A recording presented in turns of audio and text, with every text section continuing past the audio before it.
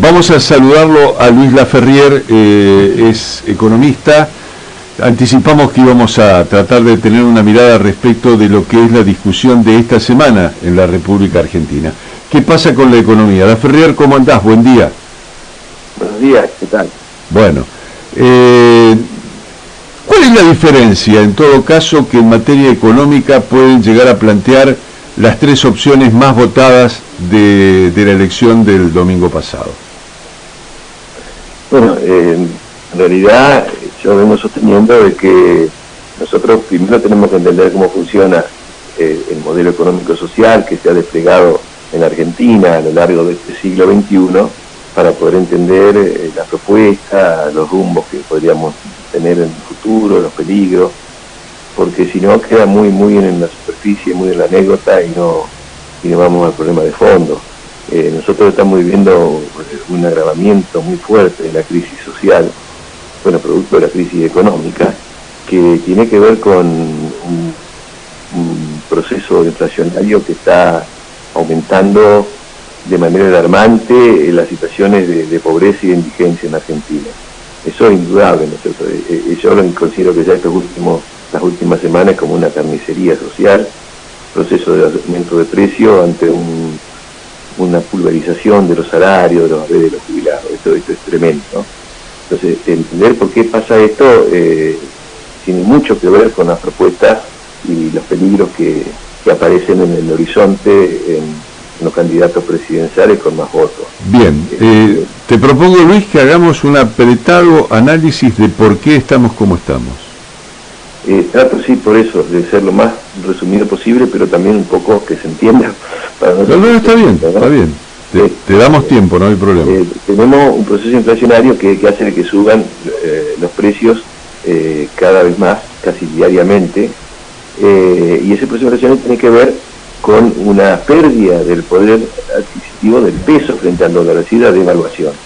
En Argentina, desde mediados del siglo pasado hasta hoy, las inflaciones, las hiperinflaciones están muy ligadas, íntimamente ligadas a aumento del valor del dólar, a unas fuertes devaluaciones. El tema entonces es por qué hay devaluaciones, por qué aumenta el dólar.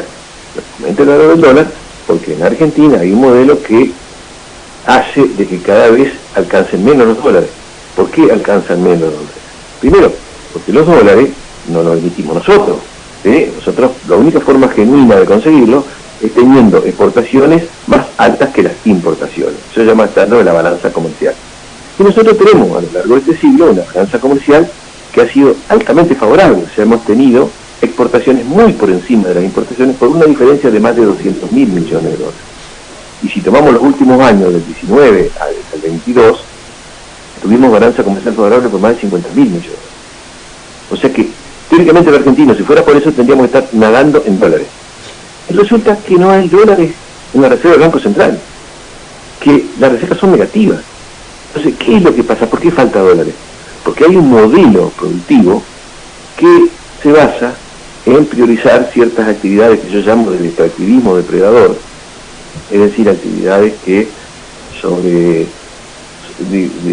sobrepresionan sobre los recursos que no vamos a recuperar nunca más, por eso digo depredador, salvo que esperemos varios millones de años, como ser, por ejemplo, la megaminería, como ser el fracking, la extracción de hidrocarburos con ese método tan contaminante, o con la monoproducción de transgénicos, con uso masivo de agrotóxicos que va perdiendo la capacidad del suelo fértil y de poner los nutrientes. Entonces, esas son actividades que permiten que nosotros exportemos, seamos competitivos, entre comillas, ¿no? ¿Y qué pasó con esos 50.000 millones de dólares que, en todo caso, hemos tenido como superávit en estos últimos 3 años? Bueno, claro, ¿qué sucede? Que esas actividades que generan más ganancias, que se hacen para exportación, ¿no es cierto?, están en manos, y las actividades además que quedan para el mercado interno son controladas por fuertes corporaciones monopólicas o oligopólicas, que son las que ganan en el proceso inflacionario, ¿no es cierto? En el proceso inflacionario ganan los que pican en punta, los que pueden formar los precios, que son las grandes empresas monopólicas, y pierden aquellos que cada vez le alcanza menos. Hay una transferencia de riqueza. Entonces, esas empresas que van ganando con la inflación, esas empresas que van ganando con la depredación, son empresas mayoritariamente extranjeras, o inclusive grupos económicos locales, que obtienen esa ganancia con un objetivo de llevárselas afuera del país. ¿Cómo se llevan las ganancias afuera del país? Y no se las pueden llevar en pesos, se las llevan en dólares.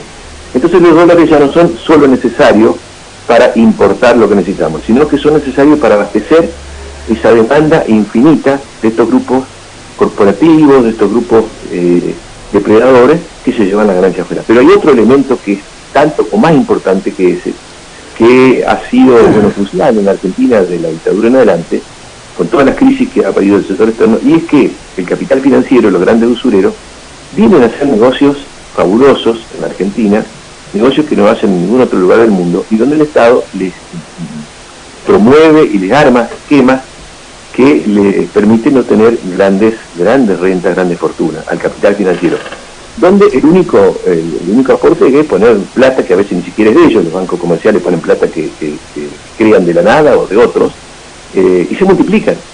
Los inversores extranjeros vienen a hacer negocios con los especuladores, y el único que les puede pagar las tasas que está pagando es el Banco Central, o sea, el propio Estado les paga. Entonces obtienen ganancias muy grandes, y esas ganancias también se las llevan afuera, pero se las llevan afuera en dólares. De manera de que la fuga de capitales, la salida de ganancias de esa empresa, hacen de que se pulverice, se evaporen los dólares que nosotros conseguimos con nuestras exportaciones, con nuestra balance. Bien, Luis, explicado eso, digamos, esa, en todo caso, operación de pinzas que hay sobre la economía argentina, sí te puedo llevar entonces a la primera pregunta, que es, ¿qué representa cada una de las opciones en economía que se le ofrecen al electorado nacional? Claro, exactamente, yo lo digo así, en estos términos, porque los partidos que han gobernado, que serían dos de las opciones que tenemos hoy como posibles presidenciables, han ido fortaleciendo este modelo que permite que muy pocos ganen, que va destruyendo gradualmente la estructura social y fundamentalmente la clase media, arrojando hacia la pobreza a cada vez mayor cantidad de personas.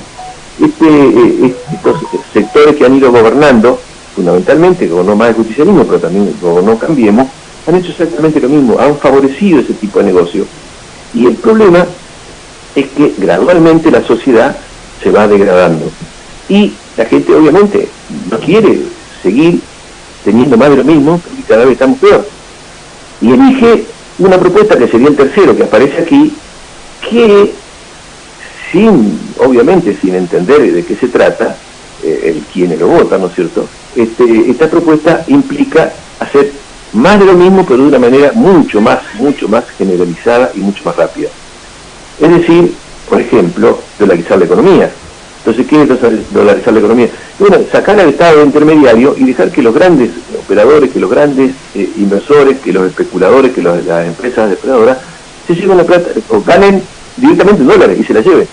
Es decir, que el problema central no se va a solucionar, sino que se va a agravar mucho, porque eso va a dejar una economía donde solamente van a tener lugar para sobrevivir las muy grandes empresas y las corporaciones, y va a dejar el tendal de desocupado y distribuido afuera. Bien. Tener una pobreza del 50%, esto implica por lo menos 90% de pobreza, 50% de indigencia y en peores condiciones. Es decir, sería como demoler la estructura social. Y esto sería la diferencia. Nosotros vamos, como diría, marchando a 60 kilómetros por hora hacia el abismo con las propuestas que hemos tenido de los partidos que han gobernado, y este nos propone, bueno, tirar de cabeza al abismo la gran mayoría en términos inmediatos y multiplicar la pobreza. Esto es lo que yo entiendo, porque las consecuencias económicas que tendría la propuesta, ¿no es cierto?, del candidato, lo que yo digo que es prácticamente un muñeco maldito disfrazado de payaso peluquín, es tremendo. Lo digo así porque significa gravísimos daños para la estructura económica y social y para la mayoría de la gente. Luis, independientemente del análisis que en su gran mayoría comparto, me parece en todo caso interesante plantear en los anuncios que ha hecho Milei qué impacto, vos de alguna manera lo cuantificaste, ¿no? Pero qué impacto social puede llegar a tener si hace lo que hace con estructuras fundamentales en lo que tiene que ver con el rol del Estado, con la investigación, con el conocimiento, con tantos valores tan importantes que son una parte, un entramado de expresión de futuro para cualquier país, no solamente para la Argentina. Claro. ¿Qué pasaría con eso? Nosotros todavía tenemos ciertos beneficios que nos dio otra forma de funcionamiento del país, de la economía de la sociedad, hasta mediados de los años 70, y todavía quedan algunas ventajas, algunos derechos que se van perdiendo a lo largo de este siglo. El tema, en términos sociales, la destrucción de esas instituciones es directamente sacar ese colchón que había puesto el Estado para evitar que la marginación sea total. Porque recién creo que escuché que usted hablaba, ¿no es cierto?, de los planes sociales y de los movimientos sociales que interceden manejando esos planes, ¿no es cierto? El tema es que eso cuando se empezaron a extender en la Argentina, después de la gran crisis del 2001-2002, claro.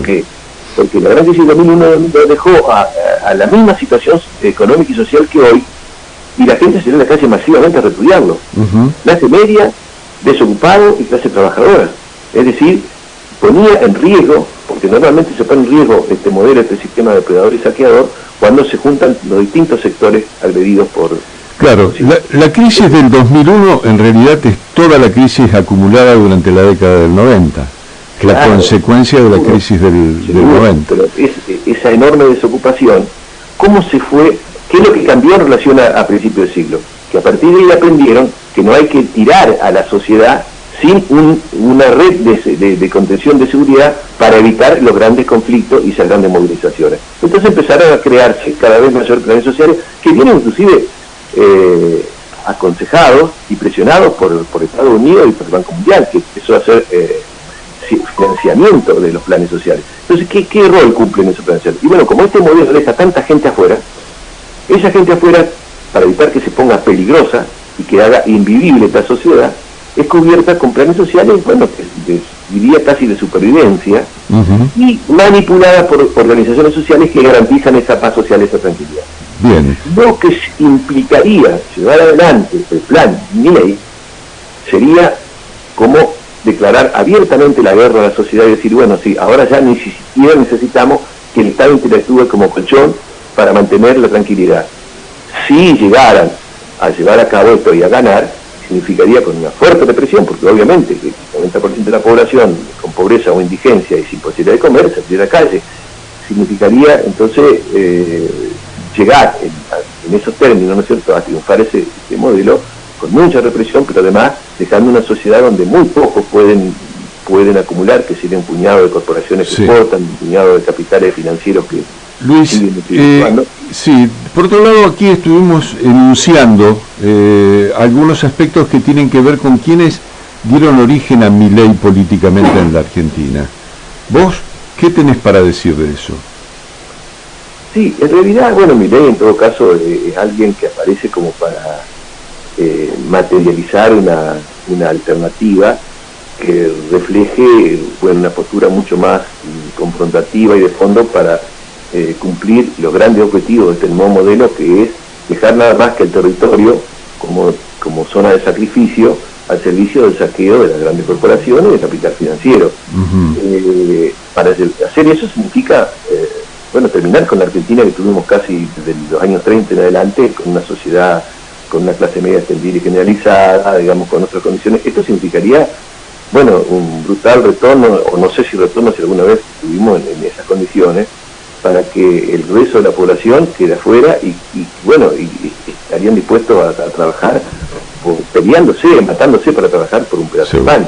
Es decir, es lo grave, que pensar que el poder económico esté evaluando que está en condiciones de imponer una salida como esta.